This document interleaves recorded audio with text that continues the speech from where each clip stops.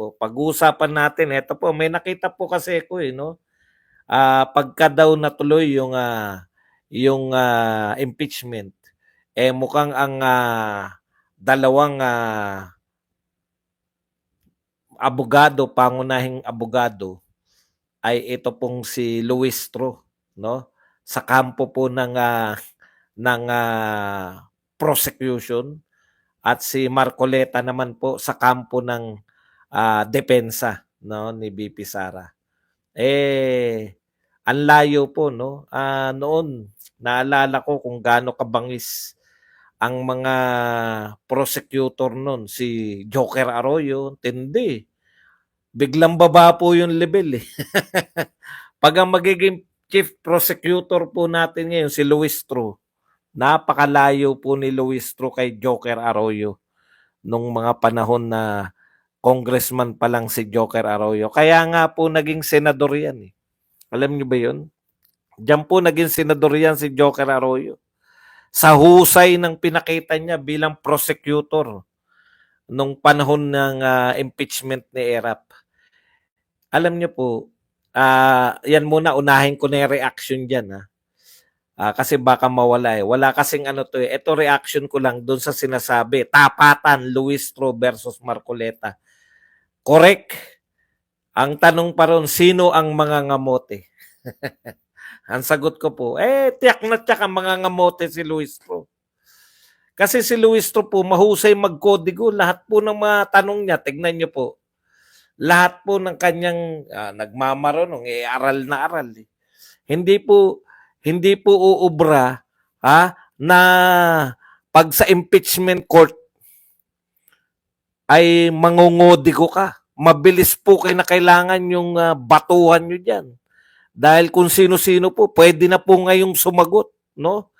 Hindi nyo na po madidiktahan na patatahimikin yung isang panig. Yung bagal na magsalita ni Luis Tro, durog-durog yan. Pag may magaling na mga senador na babara sa kanya, no? Ang senador po ang hari ngayon.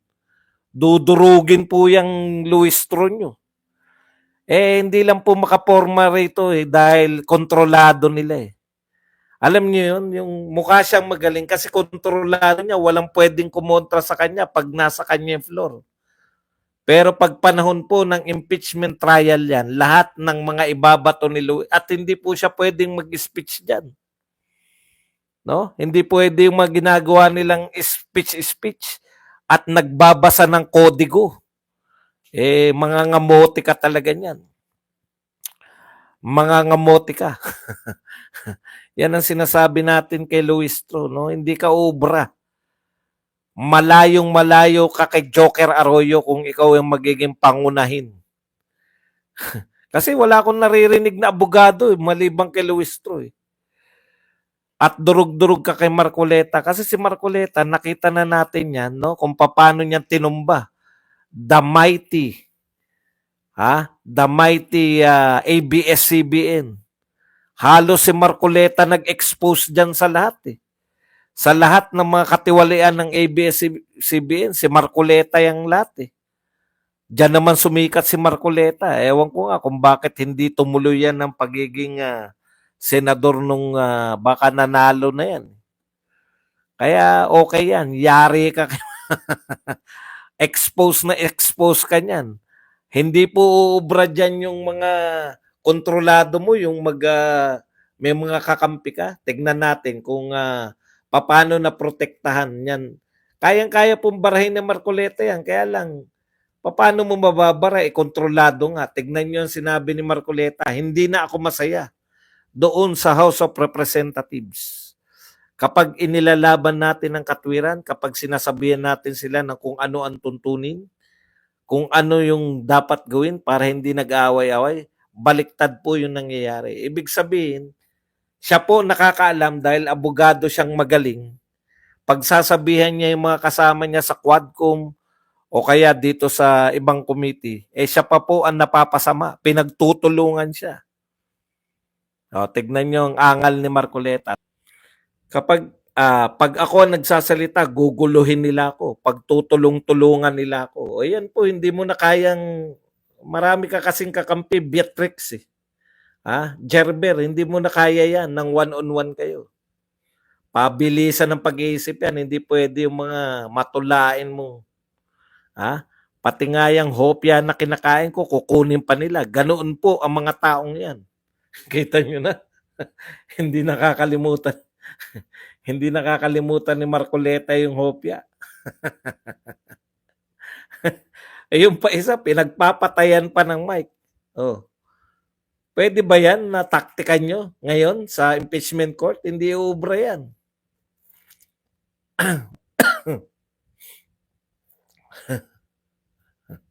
Ay siyempre po, meron po silang mga katulong. Marami pong abogado yan. Maniwala po kayo, napakarami pong abogado niyan. Lahat po ng who's who, no, yung pinakamagagaling na abogado po sa Pilipinas ay makikita nyo po riyan. Pag panahon po ng impeachment, nako, talagang patalasan, pagalingan. Naalala ko dyan yung yung mga dating justice ng Supreme Court, ang mga abogado ni ERAP eh. Yan si Estelito Mendoza, hindi naman Justice Secretary, ay parang nakalimutan ko kung anong papel niya. Si Cuevas, dating chief. Naku, napakahusay ni Cuevas. Sanay na sanay sila eh. Tignan mo yung kung anong sinasabi nun. Punta naman yung mga abogado. Ang dami pong lawyer dyan. Naku, napakasarap po. Pag natuloy po yung impeachment na yan, grabe po ang ano natin dyan. Masisihan po talaga tayo. Mga Chief Justice po, abogado ng mga Mendoza, Cuevas, Davide, puta, malulupit yan. Tapos si Luis Tro, Diyos ko, mangungodi ko ka. Kawawa ka lang dyan. Kung yung kontrolado mo na nga, tignan nyo kontrolado niya na nga yan eh. Marami pa siyang kakampi, nangungodi ko pa eh. Paano pa pagkaharap mo sila Cuevas?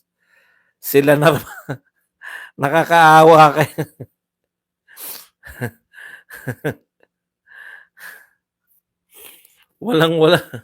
Walang-wala po yan.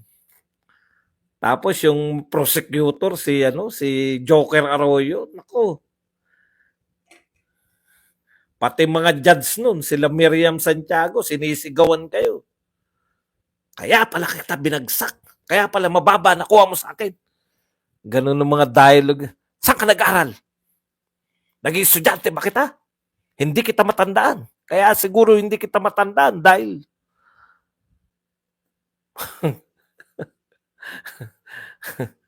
pati judge nun. Ngayon, matindi ang judge ngayon. Si Tulfo tsaka si Lito Lapid. Bong Revilla, Dinggoy Estrada. Yan ang mga judge. Ang maganda kasi kay Marcoleta, mabilis siyang sumagot. Kaya abangan po natin yan. Siyempre, hindi lang po sila yung magiging abogado riyan. Sangkatutak po. Lahat po ng pinakamagagaling na abogado, makikita nyo po sa impeachment. Kahit po walang bayad, puta, very willing yan. Kasi talagang show up, yung, alam niyo yung mga matatalino, gusto nilang minsan na-challenge sila eh. O yan po ang pinakamagandang drogan ng mga abogado.